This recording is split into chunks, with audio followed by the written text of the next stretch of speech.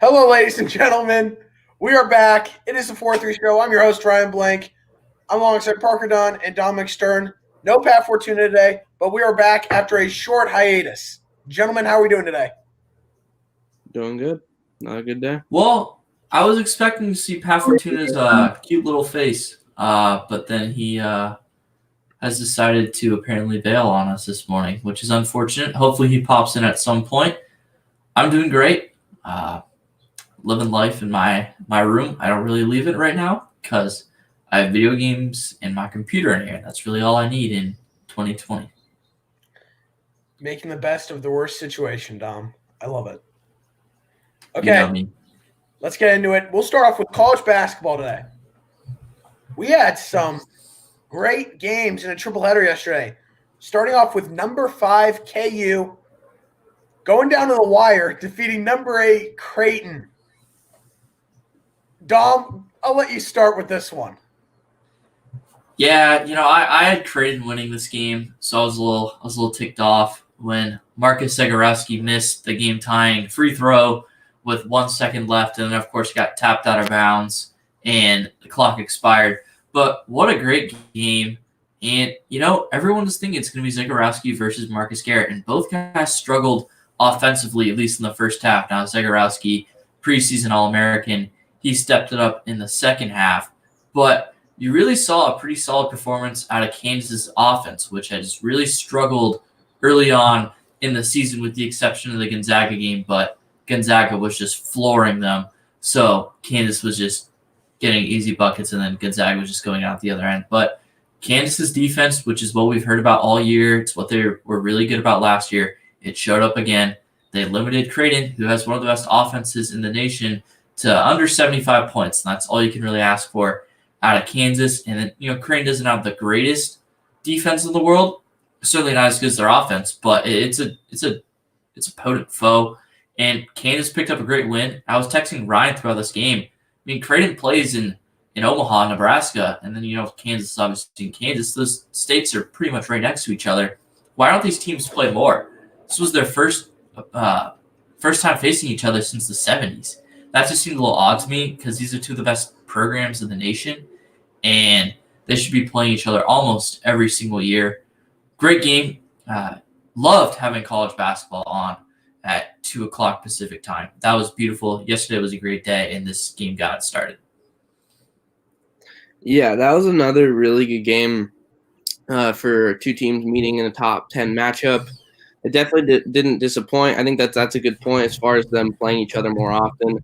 Those are two very good schools, and Kansas showed up, and they've looked really good this season. Of course, the only loss was Gonzaga, which is predominantly by most people considered the best team in the nation. That was a very good game in itself. So I think that was a good game, and it was good to see a well-balanced game from start to finish. We're going to get into some of the other matchups, but there was a lot of great games that took place between some of the better teams in the nation, and it's just good for college basketball to be settling in some more and seeing some of these top 10 matchups because these games haven't disappointed, and this was no exception to that. Yeah, I think the most impressive part for me about KU's offense was that the team's leading scorer, Ochai Agbaji, did not score, and they still put up 73 points. I think that was really good to see that they didn't have to rely on him. Jalen Wilson has been incredible this season. He's really stepped up after he's been coming off a bad ankle injury that cost him nearly the entire season last year. So he's been big. He hits the key three, then has a horrible foul at the end. Knowing KU, that's just a KU thing to do, is to foul on a three at the end of the game. But overall, very pleased with how KU looked. Of course, free throws come down to the wire, where KU has never been successful at. One of the things about a Bill Self team is that they're never great at free throws. But I do have to give a shout-out to McCormack. He was incredible once again. He is really setting the tone down low. He is the best free throw shooter for a big that the Jayhawks have had since Jeff Withey. And yeah. Not Udoka Azubuike? Hackadoke. Yeah. Hackadoke. But no, it's great to finally see a front court player for the Jayhawks to be able to hit one of two. Because Doak, if he made one, it was a miracle. But overall, very pleased with a big win for KU coming off of a very slim victory over North Dakota State. So that was a big win for them. Let's move on to the second game of the doubleheader. The Iowa Hawkeyes took care of business against the Tar Heels, despite Luka Garza not at the top of his game. Well, it just proves that Iowa is more than Luka Garza. I mean, you look at Jordan Bohannon. He lit it up, and a lot of people weren't expecting him to come back to Iowa this year. And he was injured last year, and you saw Iowa start to fumble a bit. The thing about Iowa is they get the ball into Luka Garza, and then he's such a good scorer. He's the best scorer in the nation by a long shot. And everyone swarms to him. But he's also a really good passer and can kick you out to guys like Bohannon and McCaffrey, and they just had a field day. I mean, Luka Garza, who averaged almost 30 points per game last year, he didn't even he wasn't even the third highest scorer on the team in this game. And we know that Iowa's offense is really good. They cannot play defense. The fact that UNC scored 85 points against them, they're going to lose games because there's going to be that one-off day from Luka Garza like you saw, and then the three-point shooters on the wing aren't going to be able to make as many shots. I mean, they went 17 of 40 from three in this game. So my concerns about Iowa is still there, but they could beat any team in the country, but they could also lose just about any game because they just refuse to play defense. But this offense is so good. I think it's better than Gonzaga's offense, if I'm being completely honest. Yeah, that's a fair point because, I mean, yeah, this is a team that relies on their scoring. But, yeah, with Luka Garza, we've seen what he's done. And the thing is that to say that it was an off game from him just is a testament to how well he's played, not only the last season going into this one, but also so far this year. I mean, he's averaging 29.5. Of course, it's a small sample size, and he had some monster games back-to-back, but still he's putting up consistent numbers. He's averaging 29.5 points per game right now, shooting very efficiently.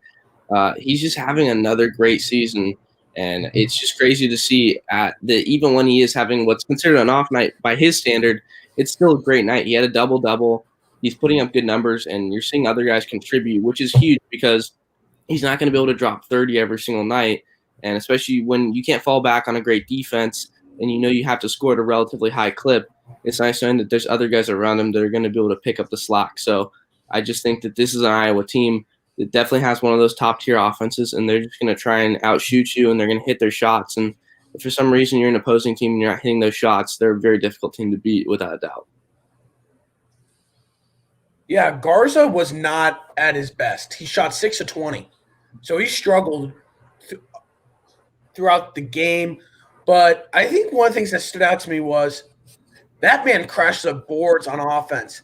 He had 7 offensive rebounds, and he made plays down the stretch. That big and one following a big UNC 3 to cut the lead to 1. He was making plays at the end. He was doing a great job of actually facilitating because he was attracting 2 or 3 UNC defenders. So he was doing what he could despite having a bad game. But Jordan Bohannon was shooting lights out, hit 7 threes. Then he had Wishkamp and now Frederick, who each hit 5 threes. So you're seeing a lot of other guys pave the way offensively as they all combined for those 17 threes. And Iowa only averaged 10 threes per game in that short sample size of games that they've had so far. But they put up 17 last night, and that was big for them, scoring 93 points on UNC. But, Dom, you have a great point. That UNC team should not have put up 80 points on them. Every time you touch a surface, bacteria is left behind. Now consider how Is many that- times whose your computer family is that? touches the surfaces in your home. And I think that's Not yours. That was That was mine. me. Yep, that's my bad. But Shout out Ryan Blank. Woo! But no, Iowa, they've got to figure out defensively. They should not allow a team like UNC, who has struggled offensively, to put up 80 points like that. They're not going to be able to sustain the success if they don't tighten up on defense. Will their offense be there most games? Yes. But when you're in a tough Big Ten conference, you're going to have to play some defense if you're going to want continued success. So that's my only worry about the Hawkeyes. Let's move on to the final game. Dom, you're a huge fan of Io and the Fighting Illini as they took care of business at Duke. Go ahead, Dom. This is your time to gloat about your Fighting Illini. Yeah, because they didn't have the best performance against the Baylor Bears. But this was the Illinois team that I fell in love with last year just watching them. I mean, how can you not love Ayo Dosunmu and Kofi Cockburn? I mean, what a dynamic duo. I honestly think there's an argument to consider Ayo Dosunmu the most dynamic scorer in the nation. I mean, obviously he's not the best. Like I just mentioned, Luka Garza is the best. But I mean, you got like a 6'5" guy that can drive to the hoop, pull up from three. He's just a playmaker. And he didn't even have a great game against Duke, and Duke is a better defensive team than they are offensively. They have problems scoring. It's going to be a struggle for Duke. And I made a joke, like, feed me Duke, Kentucky in the first four. Because, I mean, these two teams are struggling. And Illinois came in, they stepped on the accelerator immediately and just never let up. I mean, just about the entire game, Illinois was leading by more than 10 points. They came in, they stomped Duke. And Kofi Cockburn played a good game. He stayed out of foul trouble. That's all he's got to do. If Cockburn stays out of foul trouble, this team will beat anyone in the country. They are that dynamic. Adam Miller was knocking down threes. He didn't make a single three-pointer against Baylor. That was a big part of the reason why they lost. This team is just electric. Freshman Curbelo, little guard, huge afro. He's awesome. He's starting to get quality minutes. A guy that wasn't expected to get a ton of playing time coming into the season. He's giving Ayo some good rest. He can take some of the ball handling from Ayo, and then Ayo can go sit out in the corner as a little bit of a breather for like a possession or two, and then Ayo can swing around. This team is just so dynamic. They're so fun to watch. Georgie, their four-man, he's fun to watch. He's a beast in the paint. Really good post game there. Illinois is just a fun team to watch, and I love Ayo and Kofi. Yeah, I'm a fan of team basketball, and they're a really good example of it. This was a great game for that. They jumped out to an early lead, but everyone seems to be balancing in their scoring. So it's not just one guy. It's not ISO ball. Everyone's getting touches, and it's resulting in an efficient attack at the hoop. So you see they had 6 double-digit scores. That's exactly what you want to see from a team to get an indication for what they really bring to the table, because you can look at a couple teams that are up there in the rankings, and you look at 1 or 2 guys that are going to have to carry a big load, one much larger than they need to, and they're going to have to put up huge nights on a consistent basis to stay in games or to compete at the level that they're accustomed to. But when you have a team like this, you know that one guy can have an off night and the other 5 or 6 are going to pick up for where they left off. So I think that was a huge reason why they jumped out to that early lead and they never looked back, because the second half was much more balanced as far as the scoring standpoint, but they had that huge lead to fall back on, and they never let it get within any reasonable reach from Duke. So they looked really good from start to finish, and this is a team that I think they're definitely going to rely on that depth once they get later on in the year. Yeah, the thing that really stood out to me about Duke is that their defense wasn't bad. They forced, I believe, 18 turnovers. It's the offense that couldn't translate points into that. They won the turnover battle by 6. So the defense did its job. It's the offense that has to do a better job of scoring. Jalen Johnson only had 7 points. Matthew Hurt didn't shoot well. Duke shot 5 for 22 from 3 and 9 of 16 from the free throw line. I don't know which one's worse, honestly, that you shoot under 60% from the free throw line or sub 25% from 3. So if I'm Duke, I've got to figure it out offensively, because the defense was honestly not too bad.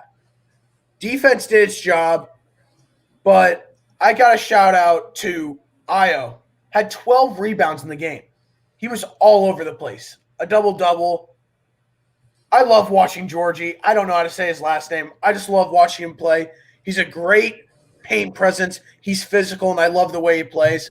This Illinois team is a team to watch out for, and I think they could easily be not just a contender, but I think they could overtake Iowa to win the Big Ten. Tonight, we were supposed to have another top 25 matchup between Michigan State and Virginia, but it was postponed due to COVID. And then today you had Duke coach Mike Krzyzewski come out and say it doesn't feel right to be playing college basketball. What are your reactions to the cancellation and to Coach K's words? Well, Coach K also said during the offseason and before the season started that we can't avoid or we need to have another NCAA tournament. We can't go 2 years without it. And so, of course, now that he realizes his team sucks, he comes out and says this. It's a cop-out, classic ACC cop-out. They haven't been good since that 1 year where they were just insane.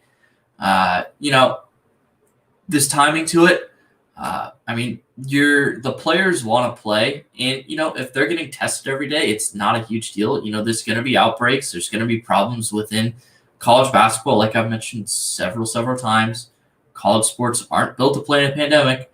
But college football is getting along now. College basketball, like we've mentioned several times, it's going to be tougher. Indoors, smaller teams that are closer together. More traveling because there's more games. It's a lot tougher, but for him to say that, I think was bad timing. You can't say that after you just get blown out for the second straight time at home. It's just not how it works. You gotta have better timing to it. I think he's out of place. And as for the cancellation of UVA and Michigan State, it's also funny that another ACC team got canceled out for this one because the ACC was getting floored in the ACC Big Ten Challenge, which is what everyone was expecting. But it's unfortunate. Hopefully the players on Virginia are healthy and safe, and hopefully Michigan State doesn't lose any momentum that they gained from winning at Duke. Yeah, this whole situation, like with the Coach K thing, yeah, it's just the whole timing of it to be able to say that when you have a different outlook on the team and you haven't had too much success this season, and that could build up some frustrations. It's definitely convenient. Just as far as all these different situations involving that, it's just it is kind of funny just hearing stuff like that when you get that notification that things like that are being said, because all these coaches or players or really anyone involved with NCAA basketball knew the hurdles going in. They knew the obstacles, and they wanted to play. The players wanted to play. The coaches wanted to have a season, and they're having that season. And with the goal that they can hopefully complete the season and have a champion claimed after the NCAA tournament's played. So the remarks are just a little bit funny to me just to see that, especially after suffering another big loss. So there's really not too much to add to that. But, yeah, Coach K coming out with that now was definitely funny timing, if you ask me. Yeah, I thought the timing was pretty poor. Just kind of seems like an excuse, kind of like a cop-out, like Dom said. I just think that Coach K his team's just not very good. Their leading scorer is Matthew Hurt, who's very inconsistent shooting-wise. And I think that this Duke team is one of the – I don't know how to phrase it without sounding extremely rude, but one of the worst teams that we've seen in our lifetimes, honestly. And I don't know whether it's the players that he's got or if it's just Coach K sort of going down towards the path of retirement, but just not a good time for those comments, especially for your players who are coming off of 2 bad losses at home. So I don't know what to think about it, but I don't think this is a time to be saying stuff like that and trying to use a cop-out or really an excuse to make up for 2 losses at home when you just got to figure out a few things. That's really what I think it's like from Coach K in this situation. Do you guys have anything else you want to add? The Gonzaga-Baylor game getting postponed was very disappointing. 1 versus 2. I think everyone, from what they saw out of the first week, was that these 2 teams were the best 2 teams in the nation. And then to get the alert that a player from Baylor tested positive after they already had some COVID issues within the program earlier on. It was a little disappointing, but, like I mentioned, you can't really complain about a team getting COVID. That's just how this country's working at this point, and part of being a college student. It's always going to be a risk. So hopefully Baylor can recover from that. And hopefully we do get this Gonzaga-Baylor game because, UVA, Michigan State, it's a little different. It's whatever. Baylor-Gonzaga, it's a potential national championship preview right there. Yeah, I was upset about that cancellation. That would have been a terrific game. I was actually very excited. And I know both schools want to get a rescheduling for that game. but I kind of expected Baylor to have some more positive tests with how their season began with Coach Scott Drew testing positive. It just sucks. But like you said, Dom, it's the world we live in, and especially with being at universities where these players are near other students, they're in apartments, they're in dorms. It's destined to happen, really. So hopefully they can get rescheduled, because that will be either a Final Four or it could be a national championship preview. Let's move on to college football, where we have a very interesting situation with Ohio State. The Ohio State-Michigan rivalry game has been canceled, and that left Ohio State with 5 games. The Big Ten decided 6 games was the requirement to make the Big Ten championship. They met today and have said Ohio State is good to go into the Big Ten championship. Do you guys agree with this decision? Yeah, 100% I do. I mean, what did you expect the conference to do? Say, oh, yeah, our team that is supposed to be making the playoffs, yeah, no, they can't play in the playoffs. So first off, it was very stupid of the conference to delay the season, the start of the season. Let's start there. Second off, it was stupid of them, knowing that cases were going to get worse as the year went on, to add the certain amount of game requirements. Now, if you get multiple games being canceled, it's different, but why? Like, you already put yourself in a tough situation, and then you screwed the best team in the conference. Frankly, the only team that's been consistent in your conference over the past decade. I mean, Michigan State, I guess, earlier on, but they've just sucked the past couple of years, especially this year. Still beat Michigan. And, the cancellation of Michigan-Ohio State was comical because, like I just mentioned with UVA, Michigan State in basketball, everyone knew what was going to happen. And, of course, the team that everyone knew was going to get killed ends up having to cancel. Now, were they trying to get it canceled? No, but it's just funny how it ends up working out. Michigan doesn't get embarrassed for like the 70th time this year. But, I mean, the conference has to get Big Ten in there because they need Ohio State in the playoff. Because I think I speak for a lot of people. I think Ohio State is the second best team in the nation behind Alabama. And for them to only have 5 games on the schedule. Yeah, 5 games on the schedule. All of a sudden, if Florida goes into the SEC championship game and beats Alabama, with their only loss being to the number 5 team, Texas A&M, Ohio State's out of the playoff. There's 0 chance.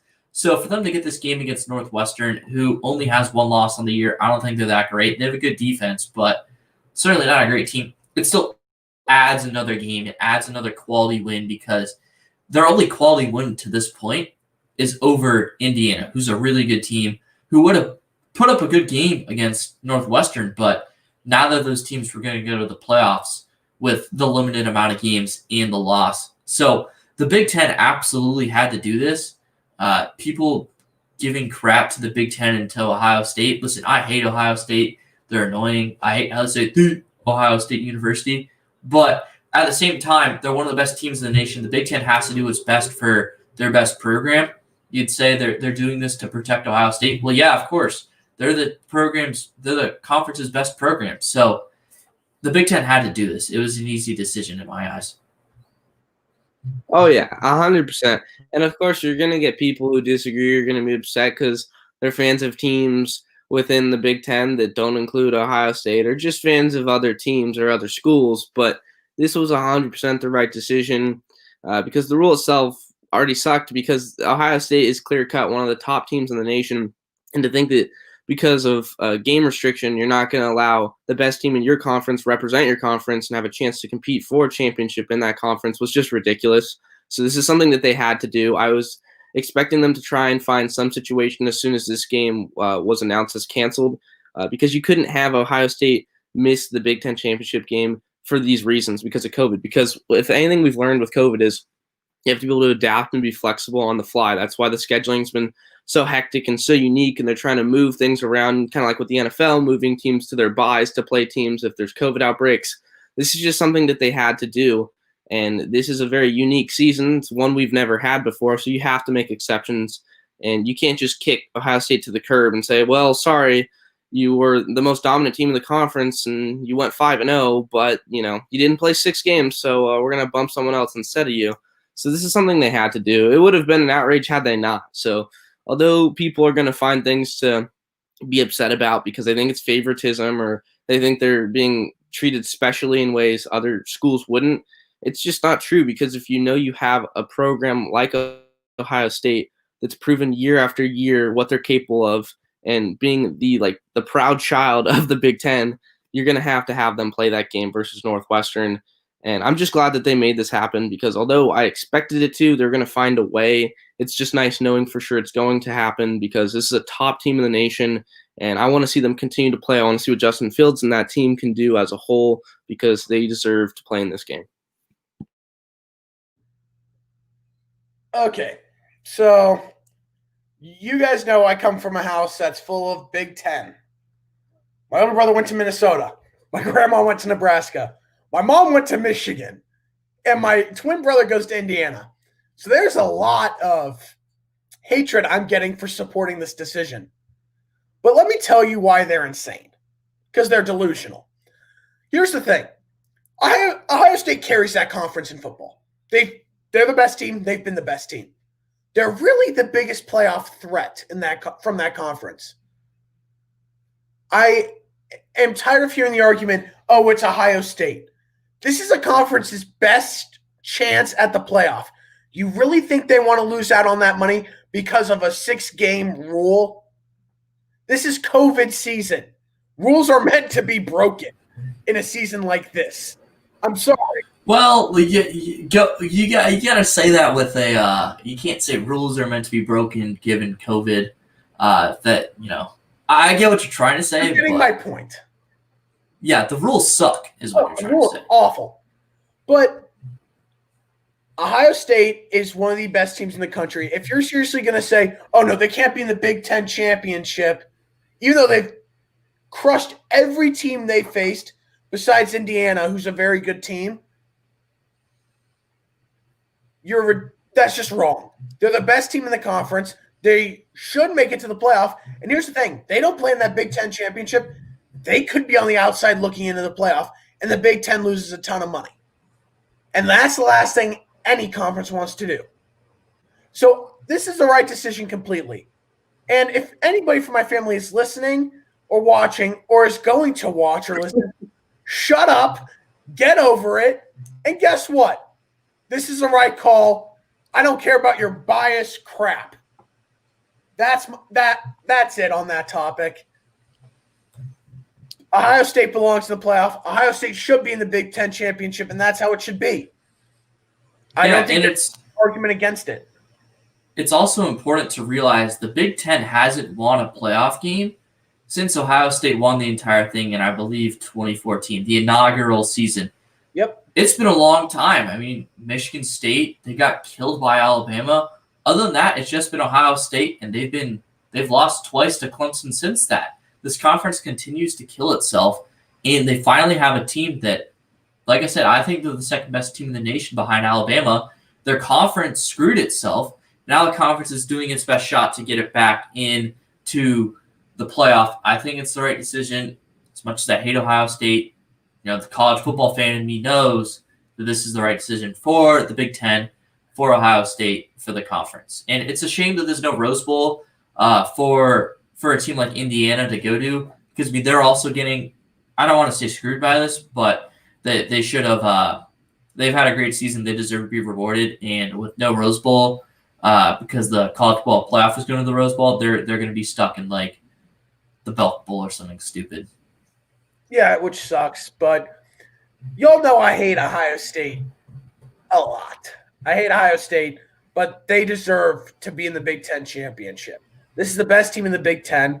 This is one of the best teams in the country. I would agree they're the second best team behind Alabama.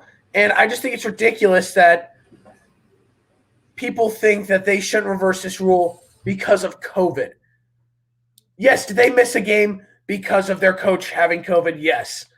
But the fact that they would take them out of contention for the Big Ten championship because of Michigan, who has been horrible this year, it's honestly a blessing for Michigan. They were destined to lose by 40. So honestly, I think Michigan is happy that they don't have to take the field against Justin Fields and Ohio State. But at the same time, I don't think you should punish Ohio State for Michigan's faults. So that's all I have to say about it. The Big Ten made the right call here, regardless of what anyone other than us thinks.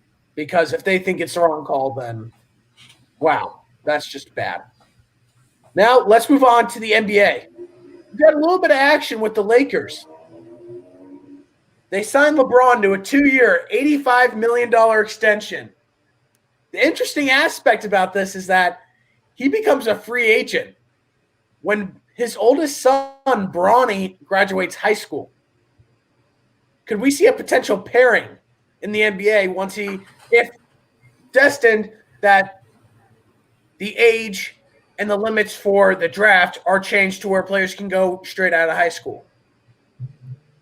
It doesn't matter. Lakers in 4. Okay, well, this is something that LeBron's been saying for a really long time. I mean, he's accomplished so much throughout his career, both on and off the court. It's really incredible when you look at the timeline from his time in high school to where he is now in his career. But this is one of those things he's been very adamant about. It's been a huge added goal to his NBA career to be able to play alongside his son. And I think that would be really cool. I mean, to see that in sports, that would be a historic kind of thing, to see those two taking the court and tossing the ball around to each other, seeing LeBron throw an oop to Bronny. Like, I can't imagine that. But it would just be really cool to see. This is something that he's wanted.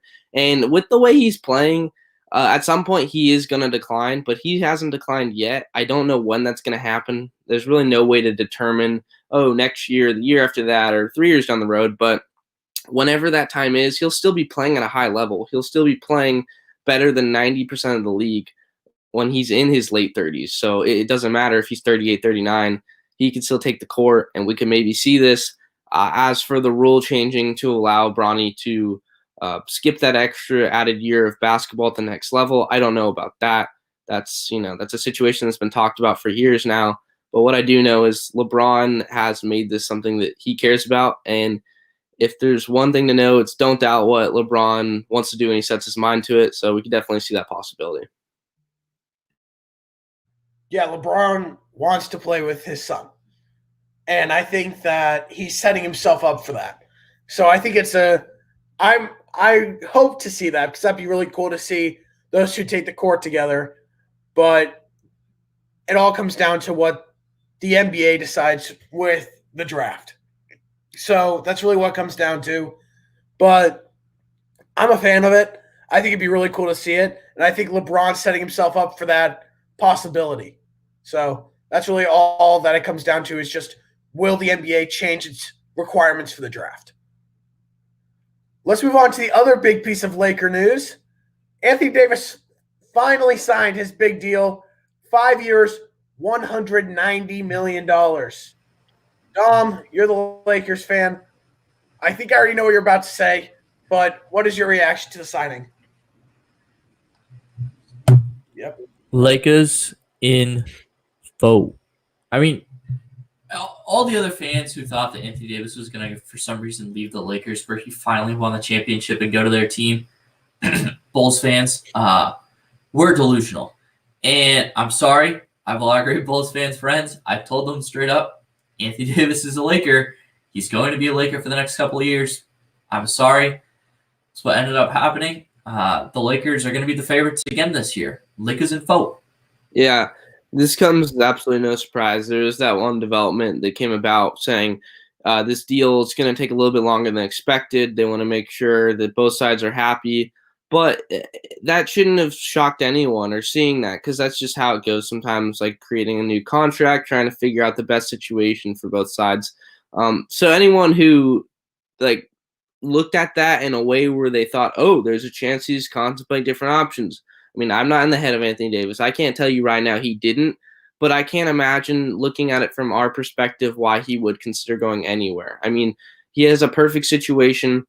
He demanded that trade. He got over to the Lakers. He got exactly what he wanted, and he got a championship playing alongside the best player in the world, LeBron James. It doesn't get any better than that. So when you know you can get money that only the Lakers could offer you, why would you go anywhere else? It would just be absolutely absurd. Anyone who thought there was any chance of him going elsewhere is just out of their mind. There's a lot of great free agents in the coming seasons. You can see why they'd go one place or another, but this was not one of the situations. It was 100% chance he was going to re-sign with the Lakers. Yeah, it was a destined that he was going to resign. He wanted to go to the Lakers. He wins a title. He's ready to create a dynasty in LA, and they're on their way to that path with the offseason that they've had. So I expected him to resign. There was no doubt in my mind, and I don't think there was much doubt in anyone's minds. So it's a big deal, but Anthony Davis is worth the money. He's one of the best players in the NBA. He and LeBron are the best duo in the NBA. They feed off each other to an insane level, and they make each other better. So I think that they're a match made in heaven, and I think they're going to continue to win championships. Dom, you're a lucky guy. You may not have the Padres win championships, but you got the Lakers. So I hope that couldn't care less. I hope that helps a tiny bit, just a tiny bit. I knew that. Like I said, it just Not at all. could not care. Like, it's cool to say, hey, like a team, like when I actually like cared about sports, won a championship. But like I said, I mean, there's such a steep gap from where Padres, Aztecs, Rams, and then Lakers fall. It's such a steep gap. I mean, it was cool, but like, just a tiny bit. It was cool. I mean, I barely watched game 6. Like, I'm not even gonna lie. I saw they were killing him. Like I said, I'm not a huge NBA fan. I know enough to talk about it with you guys, but Lakers and folk. Okay. Now we have another big trade. The Rockets and Wizards made a trade, switching out all-star point guards, with the Rockets getting John Wall and a lottery-protected 2023 first-round pick for Russell Westbrook. What do you guys think about this trade? I'm going to keep it short and sweet because I know that you guys will probably have bigger opinions than I do, but I actually like this trade more for Washington than I do for Houston. Say what you want about Russell Westbrook. He's not efficient at all. Westbrook, I'll be the first to admit, he's definitely Westbrook. All the dude does is win, though. Every year since he's been in the league, he's made the playoffs, except for 2014-15 with Oklahoma City. He missed around 20 games that year, and Durant missed more than half the season. So that team was pretty thin in terms of players in general. So he's a winner. He gets points, he gets assists, he gets rebounds. No matter how he does them, no matter how stat packing he is, he gets the job done. And I think for a team like Washington, who has struggled over the past couple of years, moving on from John Wall is tough for their fan base. John Wall was a beast. Gank signed John Wall is a different animal. He was a great player. I mean, everyone remembers that 3 he hit against Boston. He jumped on the scores table and was like, threw up the gang signs, and I was like, oh boy. But he was a great player. He's going to move on. I think that him and Harden are an interesting mix, both ball handlers. But I think Westbrook and Beal could be dynamic because, Westbrook does a little bit more of trying to get to the hoop than John Wall does. And he can kick out to Beal, who's more of a shooter. He's a really good shooter at that. So I think this is interesting. I think Washington's a playoff team in the East this year. But it doesn't matter because Lakers and folk. Yeah, this was a great trade. And I just love the NBA offseason because of all that happens. This was no exception. This was one of those trades where there's a lot of ways to look at it. And I do think it's good for both teams. I don't think it was lopsided. I think that there were a lot of rumors indicating this was going to happen, so it didn't come as a huge shock. Some trades just come out of nowhere, and you really don't hear anything about them. But this wasn't one of those, so I was kind of prepared for it when it did happen. But it's still a big trade because I think Washington getting Russell Westbrook, I think is good. Pairing him with Bradley Beal, Westbrook's a lot to handle. He's got a very diva-like personality. And I don't know how him and Beal specifically are going to mesh as a duo since they're going to be in that backcourt. But I do think that Washington has a solid young team, and they've been bad for the last couple seasons, especially since John Wall went down. And I think that there's a good chance that they could be a good team and see where they are in the East as far as a playoff spot potentially.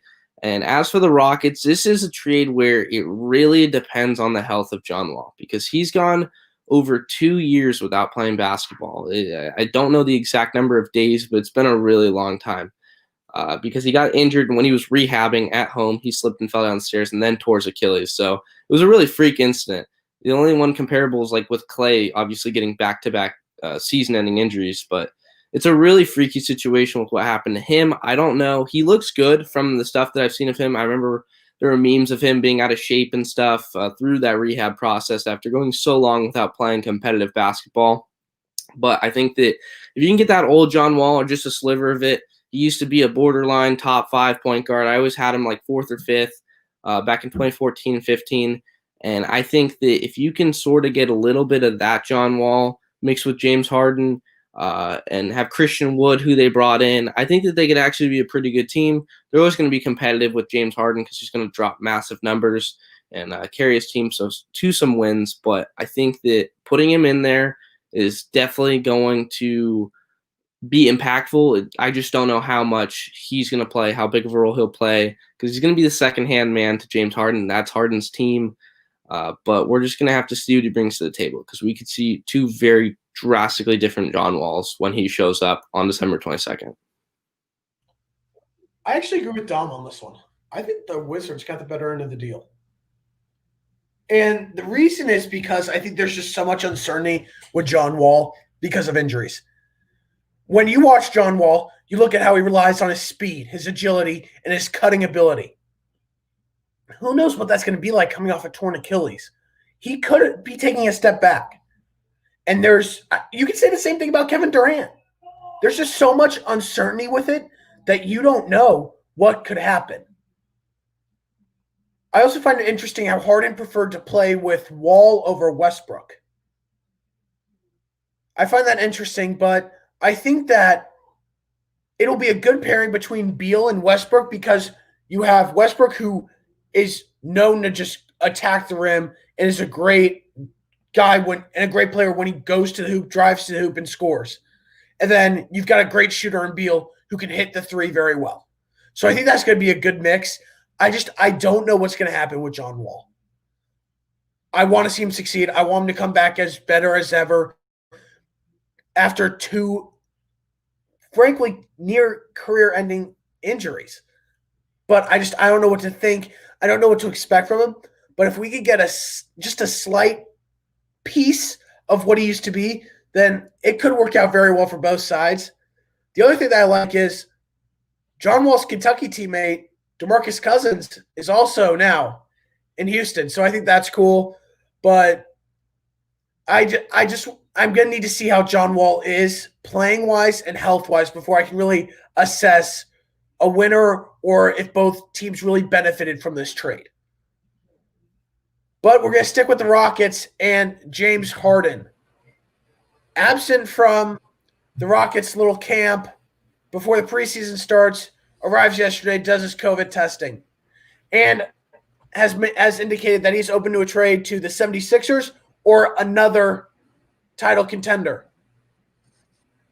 Am I insane, or is anyone else just tired of James Harden acting like a diva? I mean, yeah, but at the same time, he's one of the best scorers we've seen in NBA history. So when he wants something, he's probably going to get it. So it's tough, but at the same time, the 2 guys, like, he's one of the best. He hasn't gotten what he's wanted to achieve. In Houston, he was 1 game away, and then his team missed 17 straight threes or whatever it was. Again, Parker, you would know. 27. 27. Yeah. Wow, wee, wow. I mean, Harden, great player, doesn't really gel with a ton of guys, so I'm not sure how Houston wants to approach it. Right, yes. He's like you.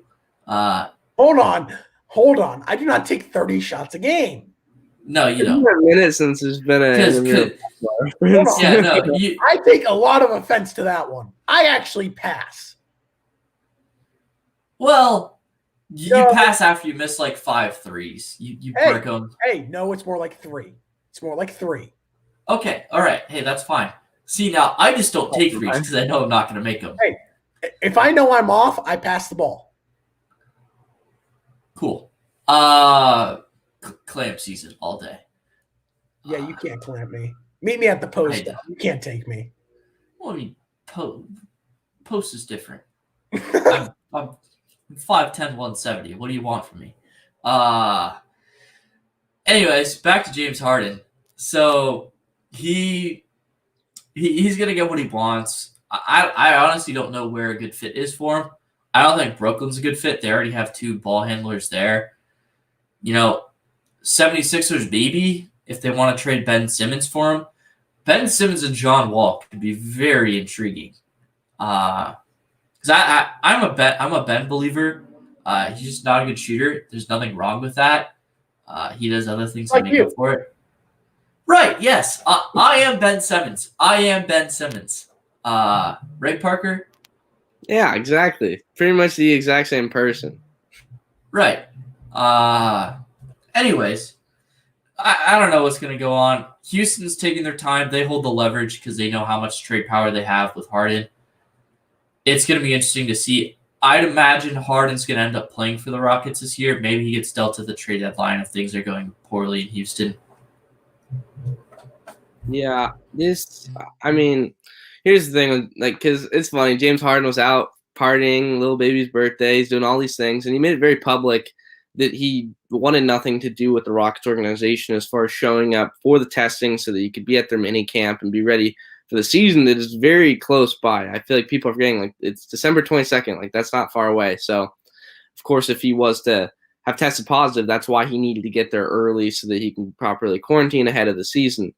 But, of course, that's besides the point. The point is, as far as him getting moved, I was a believer that the Rockets should just blow everything up and just rebuild because they've had a lot of close seasons where they're competing with the God Squad that was the Warriors, and they almost won. They took Game 7. They took them, again, missing all those threes in order for the Warriors to slip by and make another finals appearance. They were really close. They've had a lot of different formulas. All of them involve James Harden and getting guys around him. And I feel like they did a really good job of that. They were really close, but ultimately it wasn't enough. And it seems like all these combinations with James Harden aren't enough. So I thought that they should just completely wipe house and start over. Kind of take like an Oklahoma City approach. Of course, it's different because they are competing. They're a very good playoff team last year, but they get a ton of draft capital and a really bright future. So I feel like they should do something along those lines, especially when the Western Conference is stacked and the Lakers look like they can continue to win over the next couple seasons. I think it'd be in their best interest. As for him liking the Sixers, it's a solid destination. You head over to the East, a change of scenery for him since he's been in the Western Conference his whole career, and maybe you compete for the East every year. But I don't know what it would take. James Harden would involve a lot in return, and the Rockets know that. His value is extremely high. I mean, he's been consistently the best scorer in the league the last couple seasons, and I think that there's definitely a situation where they could maybe find a fit for him, but realistically, I don't see them moving him. They got John Wall to pair alongside him. They're trying to please him a little bit. I ultimately think this will roll over. The season's going to start, and they're going to start playing basketball games. He's going to do his thing, and from that point on, we're all going to kind of forget that this even happened. That's what I think is ultimately going to happen in this situation. Okay, I'm going to go on a little tangent here. I am so sick of him acting like a diva. The Rockets have done everything he has wanted. He was tired of Chris Paul. They trade him and get Russell Westbrook. Tired of Westbrook, they trade for John Wall, and now they get a new crew around him with Christian Wood, and they get DeMarcus Cousins. What else does the guy want? The Rockets continue to do things to put pieces around him, and yet he's still unhappy. And if the report is true that he declined a contract that would pay him $50 million a year, that's just insane. I'm sorry. It has to get to a point where you have to realize that maybe going to a team like the Sixers and trying to create a mini super team isn't the best idea. Him in Brooklyn would be an horrible, horrible mix. With Kyrie and Kevin Durant, that would be awful. The Sixers, I wouldn't expect a whole lot, unless they got rid of Ben Simmons in the trade, which they would probably have to do. But I am so tired of Harden with his drama. Just grow up, play basketball. If you want to trade, just request a trade. Don't beat around the bush and say, hey, I'll take a trade here or here. If you want to trade, request a trade, give them a list, see what they can do. Stop beating around the bush. It's really annoying at this point. And I think it's just making things worse for Steven Silas, who's about to enter his first year as coach of the Rockets. And he even said, with the whole absence of Harden, it's caused a setback. He needs to realize that not everything's about him and that it's about the team. It's really ridiculous at this point. Like, what else can the Rockets do to please this guy? What do they want him to do? Trade everything and get a guy like Giannis? Not going to happen. It's honestly ridiculous at this point. But Yeah, and go ahead. I think going back to the point on him declining the $50 million contract, I don't think that's a huge deal because he knows he's going to get that same deal no matter where he goes. So I don't think that's a huge deal. I think that's just his indication of saying, that's his polite way of saying, I don't want to be here. Now him going and partying and stuff during coronavirus is different. That's a little like, dude, what are you doing? But so be it. He loves to party. We knew this. I also think that even in the NBA market, James Harden is not worth $50 million a year at all. He But- wins. How many rings? Well, yeah, 0. But he ran into like one of the greatest dynasties we've ever seen. That is a fair point. But he also had a dynamic trio, with including him in OKC, and they couldn't get past the Heat. A team that I thought could get past the Heat, if I'm being quite honest. But that's a different argument for a different time. Let's move into the NFL. We were not on for last week, but let's talk. If you guys want to, let's give our thoughts on Week 12 and Week 13. I don't want to panic, but the Chiefs are kind of showing some cracks. Their red zone offense hasn't been as good of late. They haven't blown teams out. So I think that they're showing that gap that we thought that – because no one's going to deny that they're the best team in the NFL. Like that, you'd be stupid to not say that. But I think the gap between some of these teams has, I think, lessened. The Bills, I think they're the biggest competition to the Chiefs at this moment. Despite that performance against the 49ers was one of the more dominant performances of the year. The Bills were yet to play a total complete game, and they did. They showed their red zone defense is pretty solid. Their defense outside of that still needs some work. But as we saw with the Denver Broncos, bend don't break against the Chiefs, hold them to 3 points, and you have a chance. Now, Drew Lock is incompetent, so it's a different point. But Josh Allen is not incompetent. Hey, do you know who you have to give some credit to, Dom? Who? The Chiefs defense. Yeah, no, the Chiefs defense has – once again, Ryan, you don't have to beat me on this every single time. Okay, you do this every time. You know I'm going to get worked up about it. You do a great job. Stop reminding me that you won this bet, okay? But The Chiefs were – get you worked up. Yeah, I know. I know it is, Ryan. I'm very well aware that it is fun to get me worked up. I'm a nice person. I keep my tempers intact for the most part. And then you know how to press the buttons, okay? Okay, stop reminding me the Chiefs were a top half defense last year. Anyways, that's what I noticed. The Steelers, tough loss. They didn't play well against the COVID-riddled Baltimore Ravens, so it wasn't too shocking. The 8.5 was an easy laydown for me with the football team.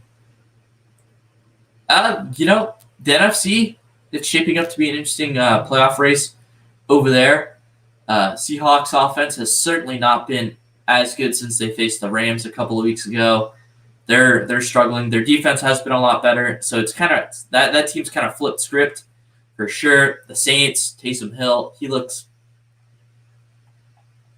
okay. They doesn't really turn the ball over that much. He had that bad fumble against the Falcons that kept them back in the game. But that defense is legit. The Packers, that offense is dominant. The defense, very good against the pass, awful against the run. So we'll see how teams fare against them in the playoffs. I'm looking forward to it. I'm also looking forward to see how the Buccaneers come off their bye. I've been talking about this for several weeks now, ever since they got crushed by the Saints.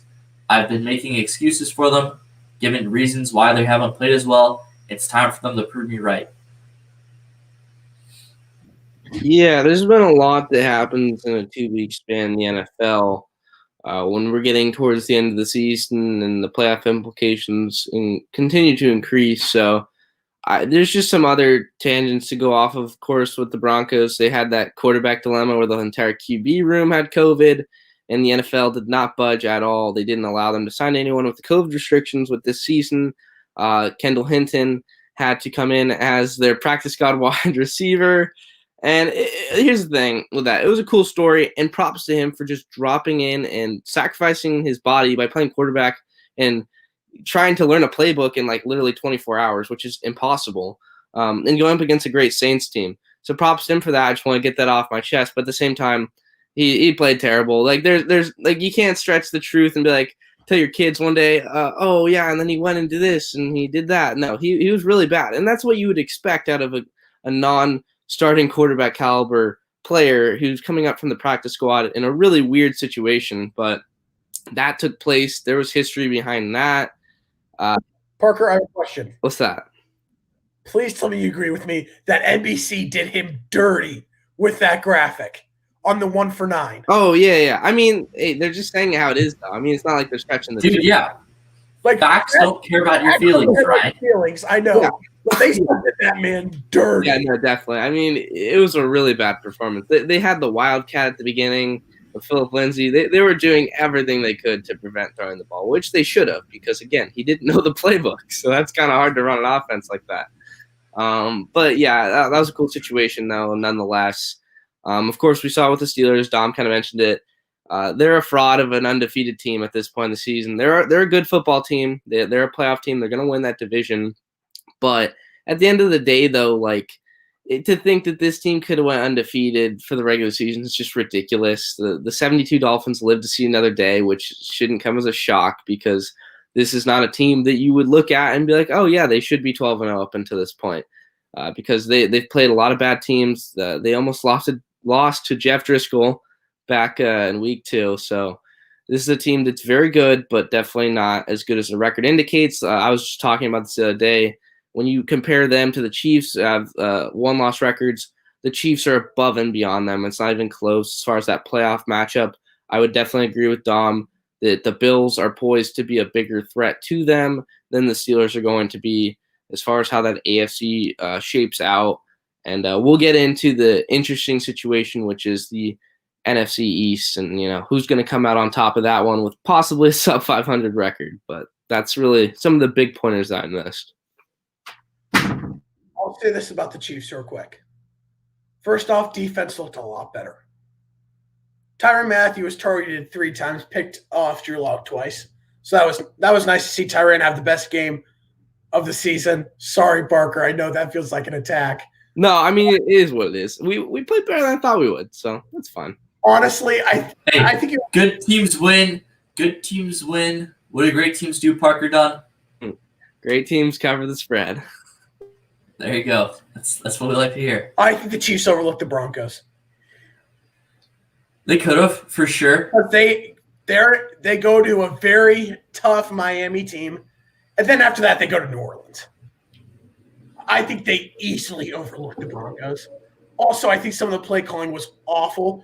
What was that play call with the Tyreek? What was that? I don't know, but just speaking of Tyreek, though, like, not challenging that. When you thought there was just a slimmer that he caught it, and Tyreek himself didn't even think he did, which was Here's my thing on that. Because no one did. No one did. Here's my thing. Yeah, it's just when I saw him get up with the ball in his hand, I was like, wait, hold on, what? Honestly, if there was any chance that he caught that ball, I would have called a timeout, looked at the replay, and even if they might not reverse it, I would just said screw it and thrown the challenge flag. Honestly. Yeah, I mean, that's the difference between punting and getting 6 and Butker knocking in an extra point for 7. I think this was a big game for Butker, though, because he had been struggling, especially from extra point. He made all of his extra points, and he was very good from field goal. So I was very pleased with Butker. Well, his problems have been on the extra points. Yes. Because, as a kicker is 100% mental. I mean, these guys are all talented. There's 32 NFL kickers for a reason. It's the same thing with quarterbacks. It's all mental. Mhm. And, what kick's more important to them? The 45-yard field goal that's worth 3 points, and if you don't make it, then all of a sudden your opposing team starts on the 35, or the 1-point extra point that's like 35 yards. It's the field goal. So, he just needs to be, obviously I have no kicking background at all, but like if he would, I think mentally if he would take the extra points as seriously as he does the field goals, he's the second best kicker in the league. Justin Tucker missed last night. I know. I was shocked. I know. I was literally shocked watching that like 10 times. Yeah. My jaw nearly dropped to the floor. I was It was shocked. funny because Oh, I do spread pick'em on ESPN, and I'm currently ranked inside the top 1,000 in the nation. Subtle flex. You want I do, yes. You might have And Bears, go get one. and me and my friend, I convinced my friend to go Cowboys last night, 7.5. It felt like for the entire game that they were going to cover. And then Justin Tucker missed the kick in the second quarter. I'm like, dude, there's no way. I'm like, the Cowboys are covering. Like, they can't not cover after Justin Tucker just missed a field goal. And if you know me, I jinx the crap out of everything. And the next play, Andy Dalton threw a pick. And then the play after that, the Ravens scored a touchdown. I'm like, never mind. Anyways, so yeah, there's that. Justin Tucker missed. That was incredible. He's the best. I think Butker's number 3. Young Wei Koo. Put some respect on that man's name. That dude has been nails for the Atlanta. I have him at 3. I love Young Hui Koo, but I'm telling you, I think the Chiefs scripted that entire game. And they could have. Because And they're going against a very good Dolphins and Saints defense in back-to-back weeks. They got to cover something up. yeah, they've got bigger things to worry about. Yeah, than that. and the Broncos. No offense. yeah. And you also got to remember the Broncos offense or the Broncos defense limited the Miami offense, and they just crushed them. The Broncos have a very good defense. I said They have this a on my very other good show last. defense. Which is crazy with the injuries that they've had. Yeah, I said this on my last show for Split the Seam because we actually have recorded last week. I would have said the same thing on here. The Denver Broncos have a very underrated defense, so I wasn't too shocked to see Kansas City's offense at least bottled up a bit. I like your point about them overlooking it. I will bring up my Chiefs theory in a bit. It has nothing to do with the Chiefs. That has to do with the teams playing the Chiefs. I'll talk about that in a bit. Oh, no, I need to hear this now. Go. I want to hear it. There is a Chiefs hangover effect. Teams who have played the Chiefs the following week, if they don't have their bye, teams who played the Chiefs, 3 teams have had their bye so far because the Chiefs have played 12 games, and then of course the Broncos played them last week. Teams after the game against the Chiefs are 2-6. The 2 wins are the Denver Broncos over the Chargers, and they got crushed in the first half, and the Chargers just choked that game. I mean, what was the biggest deficit in that game? 17 or 21? It was 21. Yeah, they were getting crushed. Still beautiful. They should. Yeah, Parker would agree they should not have won that game by any means. Definitely not. And the other one, the Bills game against the Jets. The Bills put up 18 points. Did not score a single touchdown against the Jets. Those are the 2 wins following a game against the Chiefs because everyone puts all their effort in to beat the Chiefs, and they just get rolled over the next week. You remember the Raiders? The Raiders took the Chiefs down to the wire that last week. They just got crushed by the Atlanta Falcons. The Chiefs hangover is real. So I'll preview, Broncos, Panthers. You can already guess where I'm going to lean toward in that one. I agree with that theory. No, it's real. It's real. I like that theory. But I do my research. Let's move on. The Steelers, we talked about they fell. There's 2 things I really want to talk about with this. Who is winning the race for the number 1 seed in the AFC? Chiefs or Steelers? Chiefs have a difficult schedule, but I'm still putting my money on the Chiefs. I trust them much more. The Steelers have a difficult schedule too.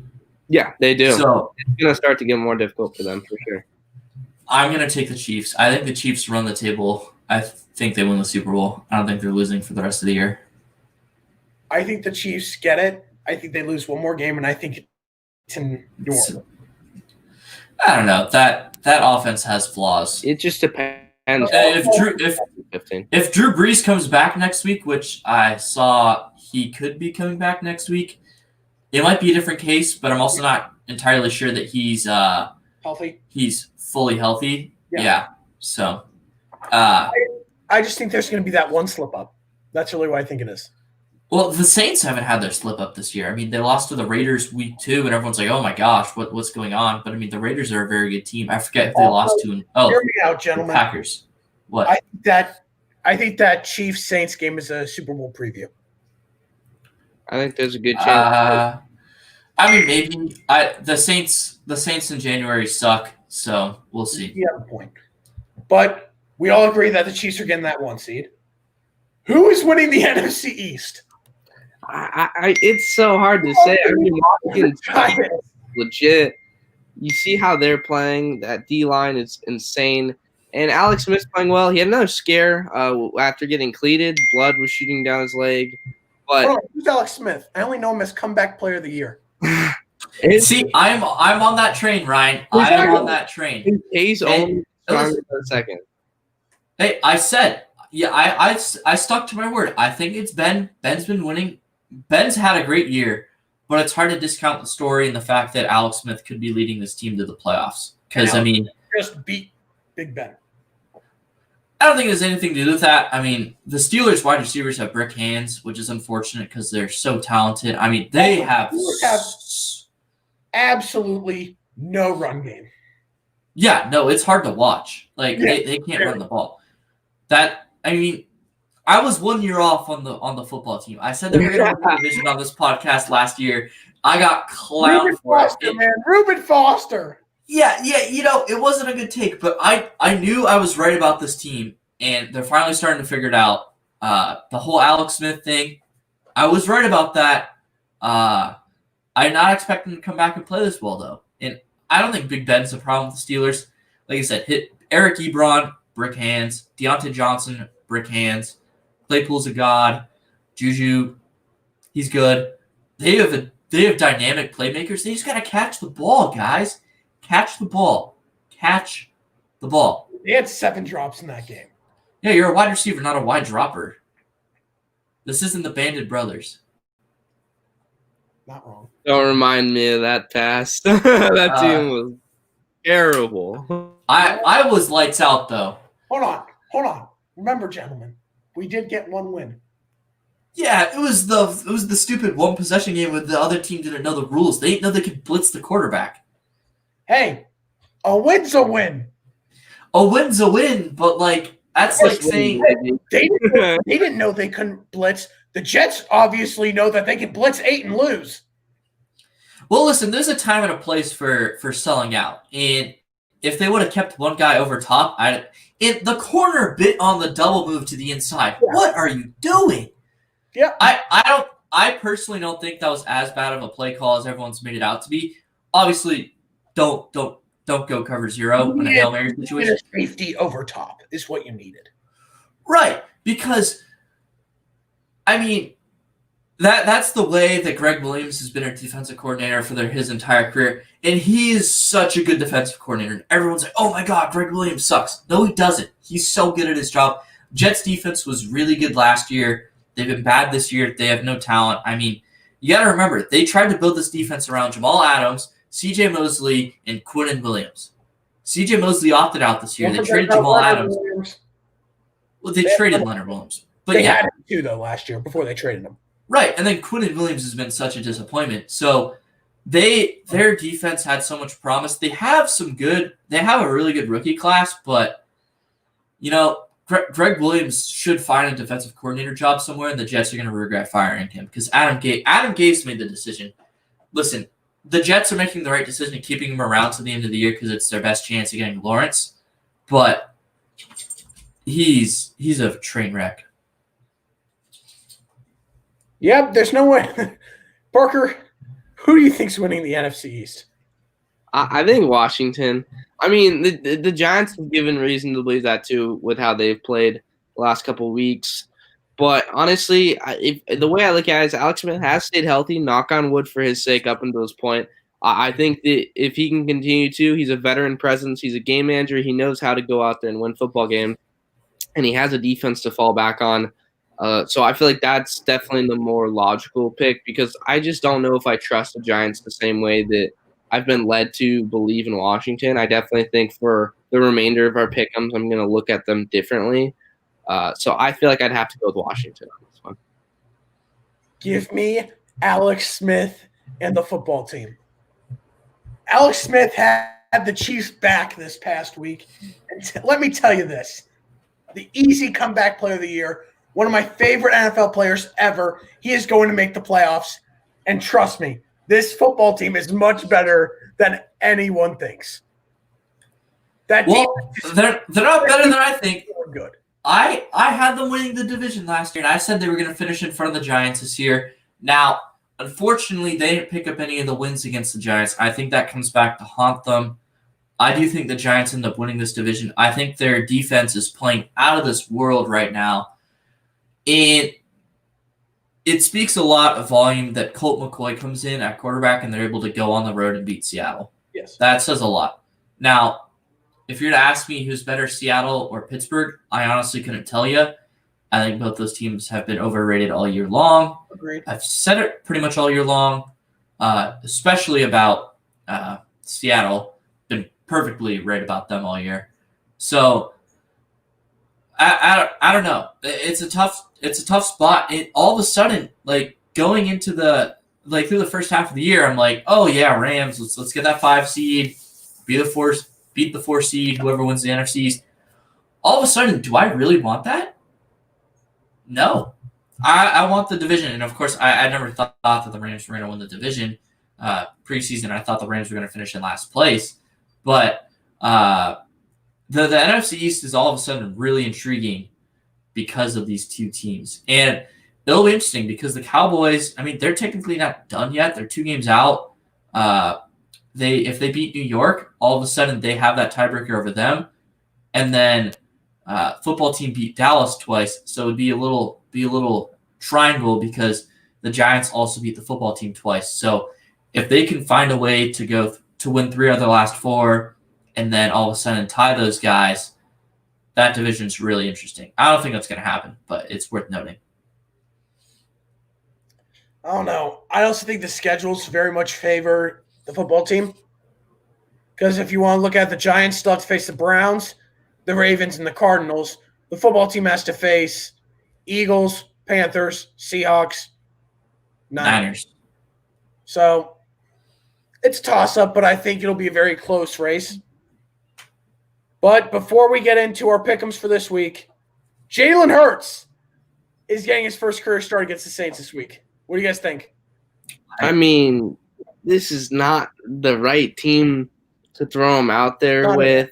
I mean, it's just tough because no matter what quarterback you have behind that O-line and that offense, they're not going to be successful. So I feel like this isn't a good time for him to go get reps out there.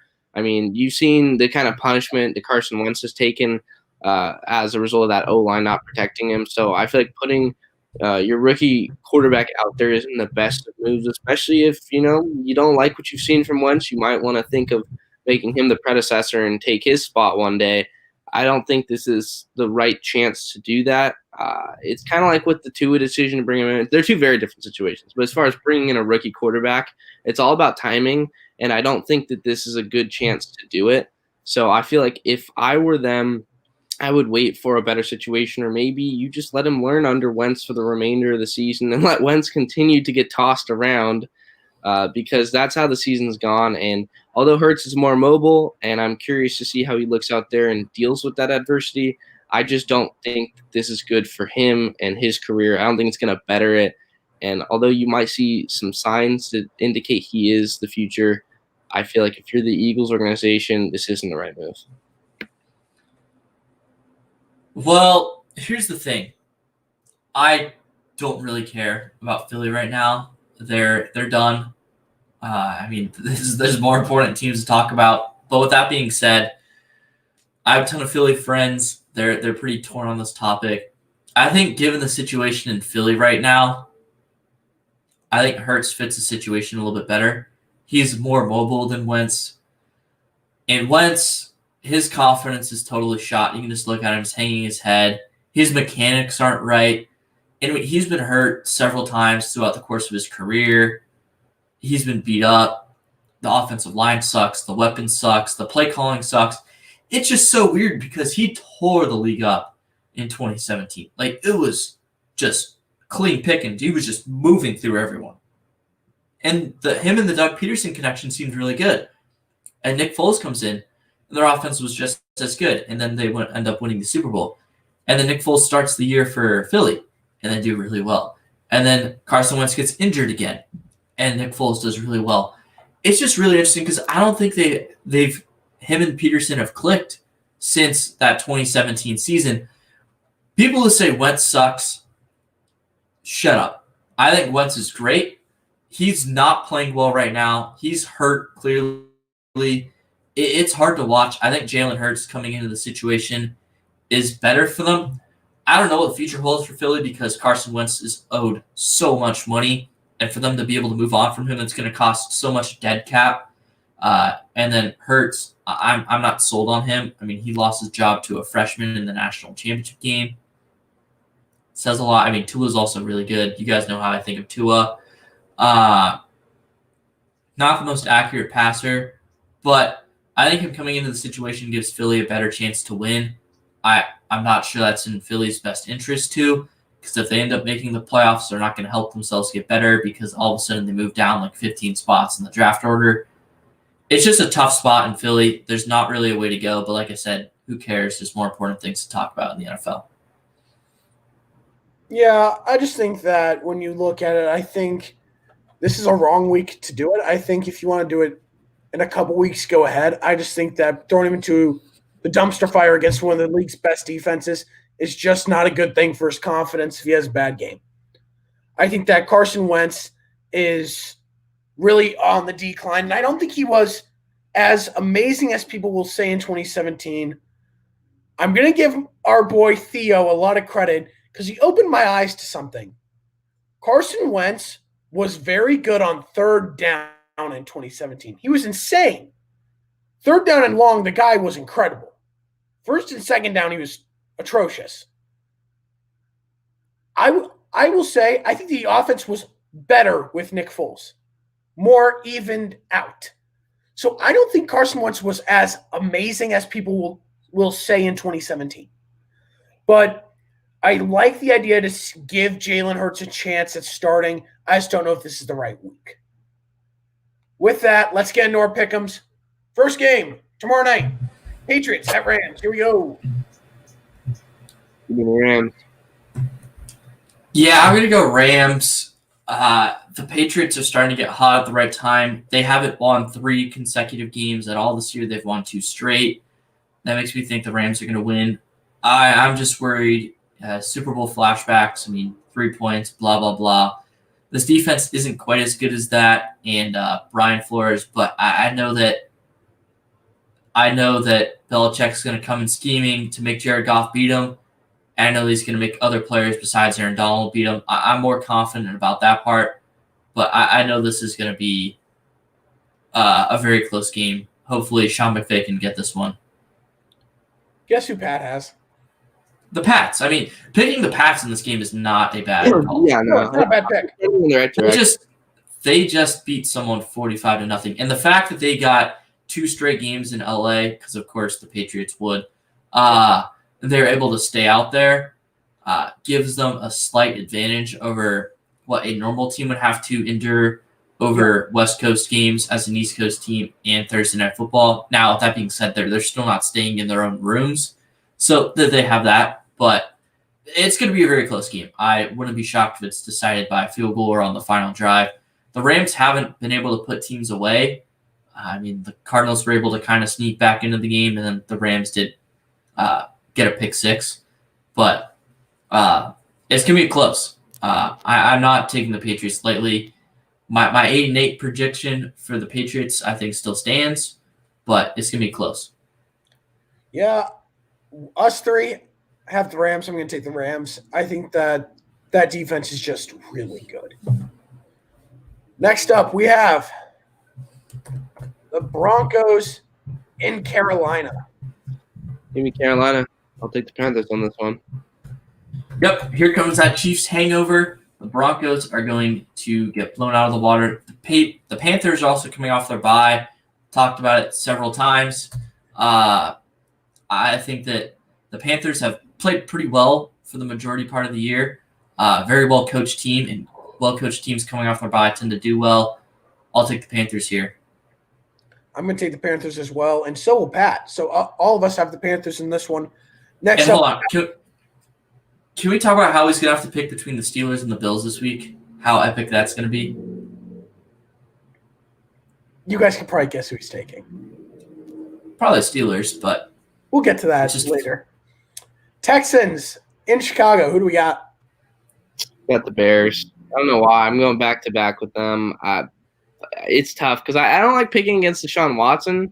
He's an absolute baller, and I love what he's done this year, even with an off year from the team as a whole. But I'm going to go with Chicago. We'll see how it goes. It never goes right with these Chicago games I pick, but we'll see if I can get it this time.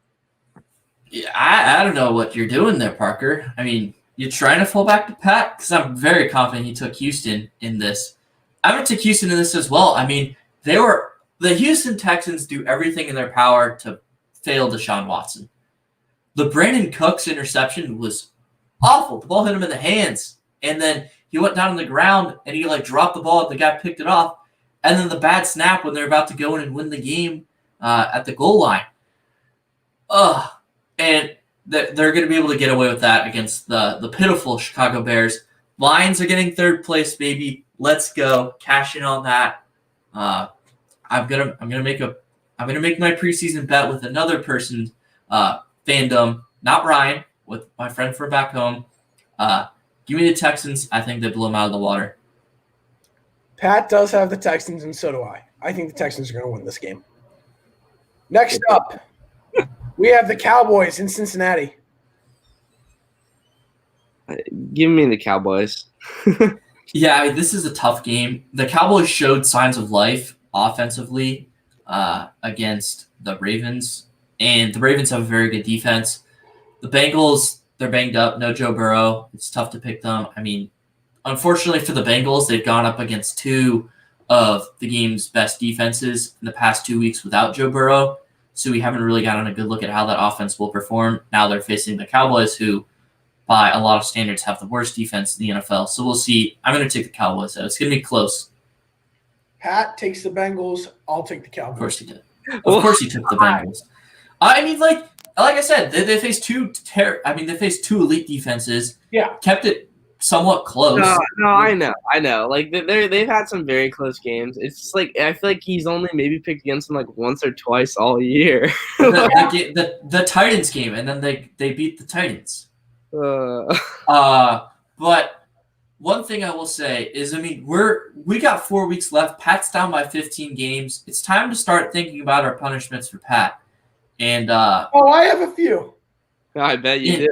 I think we should change the punishment to what my fantasy football league is doing back home. What's that?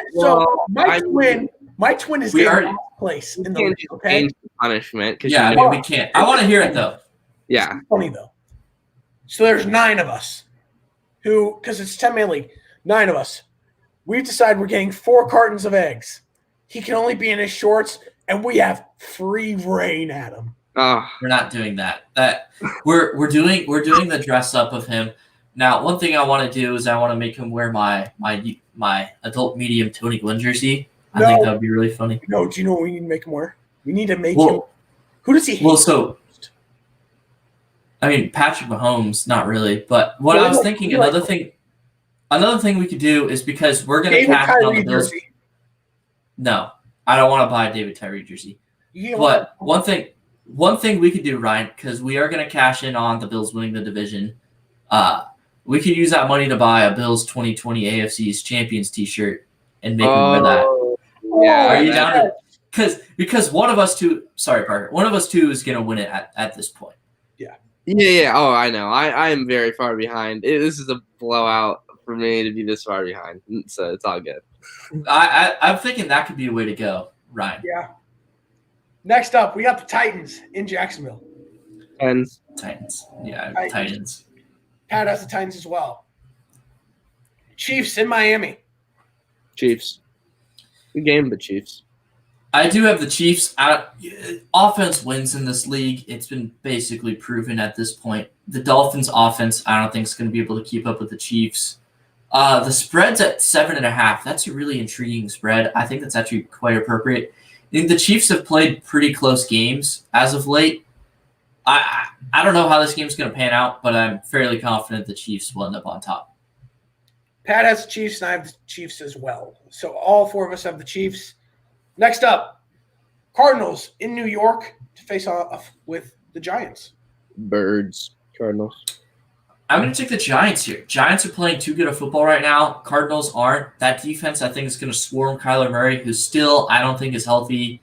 It's been basically proven. I mean, there's been theories running around based on the routes that DeAndre Hopkins has been running and the lack of creative play calling that we saw early on in the year, that either Cliff Kingsbury doesn't trust Kyler or that Kyler's just banged up that they can't run a full offense, because this offense was so dynamic at the beginning of the year. It just seems like this isn't the Cardinals' year the way the last couple of weeks have gone. I'm going to take the Giants. I think they're going to try and win the East and try and win a playoff game. Pat has the Cardinals, and I'm going to take the Cardinals because they're in a fight for that last playoff spot with the Vikings, who have a very tough game this week as well. So I'm going to go with the Cardinals in this one. Next Alona up, Gigantes. we just talked about them. Vikings in Tampa. The Vikings have looked very good the last 5 weeks, but I'm still going to go with Tampa here.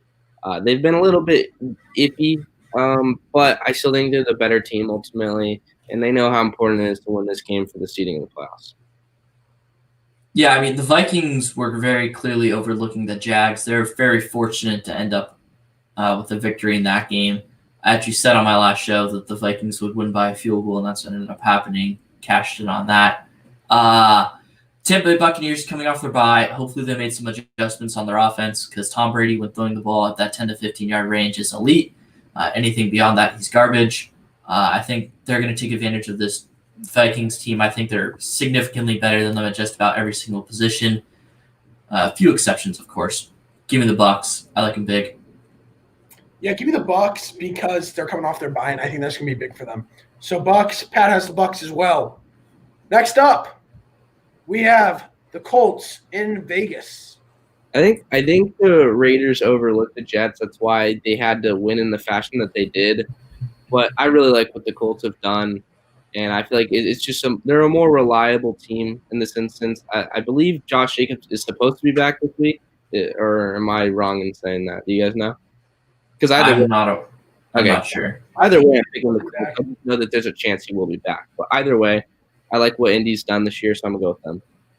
I know that Trent Brown, left tackle, biggest man in football, is going to be back. This is an interesting matchup because, like I said, offense and defense. But, I mean, when you're comparing the Colts offense to the Raiders defense, I think they're going to plow right through them. That Raiders defense sucks. It's amazing that they're able to beat the Chiefs and barely lose. That's not Chiefs slander. That's just me saying, how do they do that?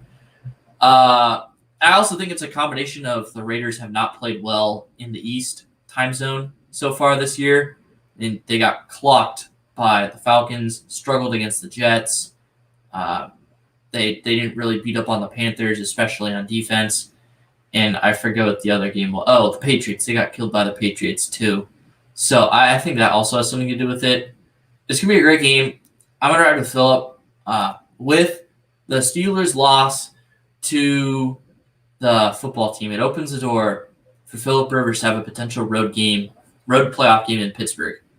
And feed me that energy. Phil's going to go out on a high note, winning a playoff game in Pittsburgh, something he was never really able to do. He almost got it done, that torn ACL. But I think that the Colts get this done. They moved to 9-4. They're a better overall team than the Raiders. Yeah, I'm taking the Colts, and so's Pat. I think this is going to be a great game, though. Next up, Jets in Seattle. Seahawks, Jets move to another loss in the loss column. Yeah, I mean Seahawks. It's pretty easy. Yeah, all of us have the Seahawks in this one. Packers in Detroit. Green Bay. Yeah, this It's a game they can keep close, though. It's a game they can Yeah. definitely keep close. 100%. I mean, you remember last year the Lions sucked, and the Green Bay Packers were one of the best teams in the NFL. The Packers had to create 2 fourth-quarter comebacks, like multi-possession comebacks to beat them last year. I think it's going to be, I don't want to say the same thing, but it's going to be a close game. I think 7.5 is a pretty easy take here. Give me the Packers, though. I'm going to take the Packers, and so is Pat. I think it's going to be a very close game. Those divisional games between those two are usually pretty close in Detroit. Next up, Falcons take on the Chargers, who just got demolished. I'm taking on the Falcons. I think the bigger question is a lead going to be blown by one of these two teams who are very notorious for that? Yep. Hope Ethan Ryder is listening to this one. I'm going to take his Falcons with flying colors. The Chargers have lost faith in Anthony Lynn. Man, what a train wreck it is in Los Angeles, for that team at least. I hope that the Rams can beat the Patriots in SoFi, so I can just give a direct comparison between the Chargers 1 week, 45-0. The next week, Rams beat Patriots. Beautiful. Chargers are a dumpster fire. Falcons have been playing well as of late. It's pretty easy. Yeah, all of us have the Falcons. There's no faith in the Chargers. I can't believe I took the Chargers last week. That was such a idiotic take by me. Next up, we got the Saints in Philadelphia. New Orleans. Saints. I think this could be the classic Saints overlook game, though. I think it's going to be closer than a lot of people think. The Saints really haven't lost that game they should have lost. I mean, that they should have won yet. They always do this every year. Hasn't happened yet, though. It could happen this week, but I'm going to take the Saints. I'm going to take the Saints as well, and so is Pat. Pat's not going too crazy this week. He's done. Yeah, he's done for. Next up, we got the football team in San Fran. Well, technically in Arizona. This is tough. I'm gonna go with Washington. They were the team I picked to win the NFC East. The Niners are they're hard to put too much stock into right now, so I'm gonna go with the football team. I'm going to take the Niners in this one. They're kind of situated in Arizona. Washington got blown out by Arizona earlier on this year. Different team at this point for sure. But I think the 49ers, they just got killed by a Bills team who is just rolling right now. I think, like I mentioned, it was one of the more dominant wins of the year. And the 49ers were right there with them. I mean, Nick Mullins made a few mistakes. I think the 49ers are capable of winning this game. I wouldn't expect Robert Saleh to have as bad of a game plan like he did against the Bills going into this week. I think it's going to be a great game, though. Two teams that are on the outside looking in for a playoff spot. They both need a win. I'm going to take the 49ers, though. Give Pat and I the football team. We're on Parker's side. Let's go, Alex Smith. Now, we move on to Sunday night. Pittsburgh and Buffalo. Bills. Give me the Mafia, man. This team is better offensively at the moment than the Pittsburgh Steelers. And the Steelers, if they were healthy, it might be a little bit different. I mean, the Steelers, their defense is getting bit a little bit by the injury bug. Colin Cowherd compared them to the New England Patriots of last year. I think that's a very accurate comparison. I'm going to take the Bills. This team's rolling right now. I think they roll over the Steelers. I'm taking the Bills. I really think that they're just gonna. I think they're gonna beat them, and we all know. There you go, Pat. Hasn't he taken the Bills once this year? No, he said he won't do it. Maybe he took them against the Jets. Nope. The first time. The first time in Week 1. Nope, he took the Jets. I don't know. Oh, pain. He took the Jets. Yeah. Yep. So he took the Steelers. And let's cap it off Monday night. Ravens in Cleveland. This is like, I don't know if this is just me being impulsive, but like this is a pick where I notch in the Browns because they're the better team and they've played much better. But I just feel like coming off the win last night, you're gonna see the Ravens trying to find something. Lamar Jackson's back. It'll be back-to-back starts for the first time since COVID. I think that could definitely help. It's a divisional matchup. Divisional games are always close between these two teams. I see this being a close one. I feel like I'm going to go with Baltimore here. I might regret this completely, but I feel like I have at least enough of a reason to convince myself to do that. This game's impossible to predict because the Ravens are a really tough team to read. They're going to be on a short week, Tuesday, then going to Monday. I guess it's not that short, but the Browns are going to have a little bit longer of a week. They're going to come in prepared. You know that they got to watch that Ravens-Cowboys game. I think the Ravens' offense was all that impressive, although, score would indicate otherwise, but Cowboys' defense sucks. And the Browns, I've been high on them all year. Had them finishing in front of the Steelers, which is probably a cold take at this point. It's not going to be that far off, though. Again, who was the only believer in the? You were. Okay. Again, I know the Browns. Okay. The Browns could finish in front of them at this point, though. If the Browns win this week and the Steelers drop to the Bills, they're a game back and they still play each other that one more set time. up a very good Week 17 matchup for the division. Sunday Night Football matchup. Yeah. Which is awesome. Feed me Sunday Night. Sunday Night Football in the AFC North is always the best. I'll die on that stone. So, Dom, who are you picking? I'm going to take the Browns, though. You wanted me to pick the Ravens because I know you're going to take the Browns. Yes. Baker, I don't know, dude. This game's so tough to read because these two teams are kind of Jekyll and Hyde. Now, it's hard to put the Browns' offensive performance into whack because the Titans' defense sucks. I've said that all year. I've never been a believer in this Titans team. Picked against them several times. It's worked sometimes. It hasn't worked sometimes. But I'm going to take the Browns here. Pat is going to agree with you in taking the Browns. Because of that, I'm switching my pick.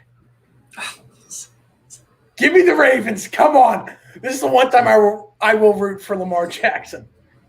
And the Ravens. Why? But Lamar's so likable. I just hate the Ravens. What have the Ravens ever done to you? I just hate the Ravens. Because? I don't know why. I just have this hatred towards the Ravens. Hate's a strong word. Raiders level. This is going to be a great game. I could see it going either way. Ryan, we're different on 3 games. Football team, Ravens, and then what was the other game? Those two. No, there's another one. Oh, Cardinals, Giants. If I can get these 3. You're 2 games back. If you get one of them, you're 4. Or if you get 2 of them, you're 4. I need it. But you're at the point where you can't slip up. Yeah, you need to be pretty flawless. Hey, I know. And like I said, I'm finishing like I said, the top 2. Okay, that's better than last year. yes, and like I said, Ryan, I think we have our punishment decided. We can chip in the money that Pat's buying a Bills AFC 20. That's the best part of that punishment. We can get it like youth extra small too. That'd be really funny. Okay, that won't even get over. That won't even get. I know that'd be a waste. Well, at least get him an adult medium. Yeah, no, and then I could give it to my brother who's a Bills fan. Your brother's a Bills fan? Dude, when the Chargers left, we were given a pass. Tyrod Taylor went to Virginia Tech and he was their quarterback. My dad went to VT, so oh Lord, he should become a football team because the football team has 2 players from Virginia Tech. Logan Thomas, tight end, fantasy savior. I made the playoffs in my fantasy league. No one cares though. Logan Thomas is Alex Smith's Washington football team version of Travis Kelce. I know he loves his tight ends. That's why I picked him up. He loves his tight He's end. been killing it. My team dropped 100. I know the other Virginia Tech guy is though on the football team. Kendall Tim Fuller. settled. No, it's Kendall. Oh, and Fuller. Oh, well then they have 3. All right. Yeah, but I mean, hey, 3 of their 22 starters, Virginia Tech guys. Respect. Tim Settle on the defensive line. That defensive line has been elite. I've been trying to tell people. I said it. I said it a year ago. I was dead wrong, but I knew I was going to be correct. Foster. Okay, everyone. Dude, when he comes back, woo, football team. Look out, folks. Watch out. Okay, everyone. That's going to end this episode of the 4-3 show. Hopefully next week we will have the entire group back together. But that is it for us here today. I'm your host, Ryan Blank, with Parker Dunn and Dominic Stern. We'll see you next week. Enjoy week 14 of the NFL season.